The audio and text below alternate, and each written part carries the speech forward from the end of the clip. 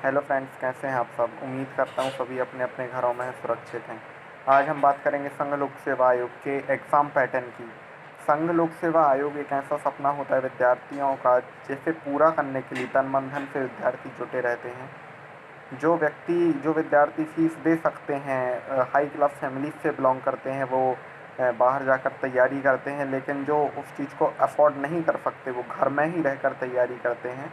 लेकिन सिर्फ कुछ ही बिरले और कुछ ही व्यक्ति, कुछ ही विद्यार्थी ऐसे होते हैं जो एक यूपीएससी क्लियर करके आईएएस, आईपीएस या आईएफएस बनते हैं। तो आइए आज हम बात करते हैं प्रीलिम्स से लेकर के इंटरव्यू तक की प्रोसेस की। आपकी एलिजिबिलिटी क्या होना चाहिए और एग्ज़ाम का पैटर्न क्या होता है। सबसे पहले बात करें एलिजिबिलिटी की, तो संघ लोक सेवा आयोग यूपीएससी का पेपर देने के लिए आपको किसी भी पंजीकृत विश्वविद्यालय से बैचलर डिग्री, बैचलर उपाधि होना आवश्यक है। उसके बाद ही आप एग्ज़ाम में अपीयर हो सकते हैं।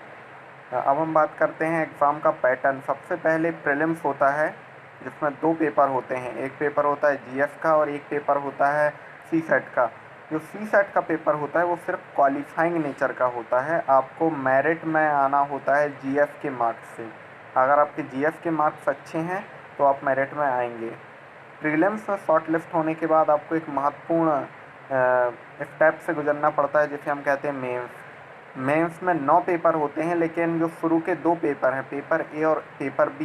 पेपर ए एक भारतीय भाषा का होता है और पेपर बी हिंदी का होता है। सामान्यतः भारतीय भाषा में सभी लोग हिंद सॉरी पेपर जो बी होता है वो अंग्रेजी का होता है और पेपर ए हिंदी से देते हैं मैक्सिमम लोग।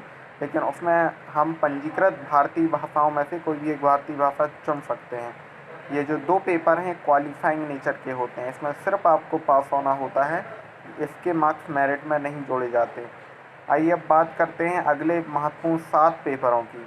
तो 7 पेपरों में सबसे पहला पेपर होता है निबंध का। 250 नंबर का यह पेपर होता है, निबंधात्मक पेपर होता है। और इसके बाद 4 पेपर होते हैं सामान्य अध्ययन के। चारों पेपर 250-250 नंबर के होते हैं, मतलब पेपर 2, पेपर 3, पेपर 4, पेपर 5। ये 4 पेपर होंगे सामान्य अध्ययन के। और जो पेपर 1 था वो रहा निबंध का। जो पेपर 6 होता है वो होता है ऑप्शनल सब्जेक्ट, वैकल्पिक विषय। और पेपर 7 होता है वो भी होता है वैकल्पिक विषय। वैकल्पिक विषय का तात्पर्य यह है कि कोई भी 2 विषय हमें चुनने होते हैं जिसमें हमारी पकड़ अच्छी होती है और जिसमें हमारी बॉन्डिंग बहुत अच्छी होती है। टोटल अगर हम मेंस की मार्किंग की बात करें तो मेंस होता है 1750 नंबर का। बहुत कड़ी मेहनत चाहिए होती है मेंस में स्थान बनाने के लिए, मेरिट में आने के लिए, क्योंकि वैकेंसीज बहुत कम होती हैं और लगभग 8 लाख से 10 लाख अभ्यर्थी हर साल इस पेपर में बैठते हैं, क्योंकि न्यूनतम शुल्क होता है इस पेपर का। और कौन नहीं चाहता एक अधिकारी बनना, आईएएस, आईपीएस, आईएफएस बनकर राष्ट्र की सेवा करना।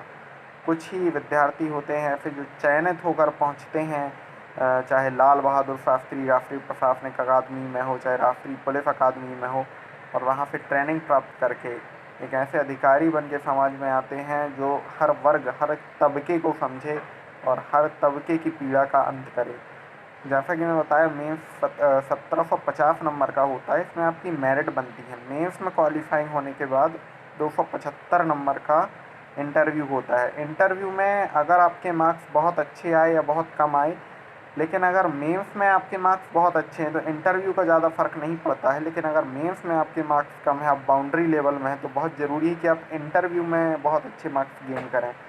क्योंकि जब तक इंटरव्यू प्लस मेंस दोनों का मिलाकर के मेरिट लिस्ट बनती है, और जो जितनी वैकेंसीज रहती हैं ऊपर से उतने बच्चों को, उतने विद्यार्थियों को उठा लिया जाता है और उन्हें ही भेजा जाता है ट्रेनिंग के लिए, उनका ही चयन किया जाता है। और एक बहुत बड़ी प्रोसेस के बाद, एक लंबी तपस्या, कड़ी तपस्या के बाद ही कोई व्यक्ति आईएएस या आईपीएस बन पाता है। इसलिए हमारे समाज में जो भी आईएएस, आईपीएस, उनका आदर करें, अभिवादन करें, क्योंकि यूपीएससी कोई मजाक नहीं है। एक बहुत महत्वपूर्ण स्थान है, एक बहुत महत्वपूर्ण प्रतिष्ठा है व्यक्ति की। अगर आप यूपीएससी क्लियर कर लेते हैं तो ना सिर्फ आपका परिवार, लेकिन आपका पूरा गांव, आपका पूरा शहर और आपका पूरा ज़िला आप पर गौरव करेगा कि हमारे ज़िले के व्यक्ति ने यूपीएससी क्वालिफाई किया। ये मेरी वीडियो थी, एक ब्रीफ वीडियो उन बच्चों के लिए जो तैयारी कर रहे हैं और अभी शुरुआत में हैं, मतलब जो जानते नहीं हैं पेपर कैसा होता है उनके लिए। आगे हम देखेंगे कुछ सिलेबस पर भी डिस्कशन कर लेंगे कि प्रीलिम्स में क्या आता है। मेंस का सिलेबस तो बहुत विस्तृत है, उसमें समय लगेगा उसकी चर्चा करने में, लेकिन हो सकता है प्रीलिम्स की हम जल्दी चर्चा कर लें कि जीएस का सिलेबस क्या है और जीएस में क्या क्या आता है। तो बहुत बहुत धन्यवाद मेरी वीडियोस देखने के लिए, और अगर आप चैनल पर नए हैं तो कृपया चैनल को सब्सक्राइब कर दें और इस वीडियो को लाइक एंड शेयर करना ना भूलें। बहुत बहुत धन्यवाद।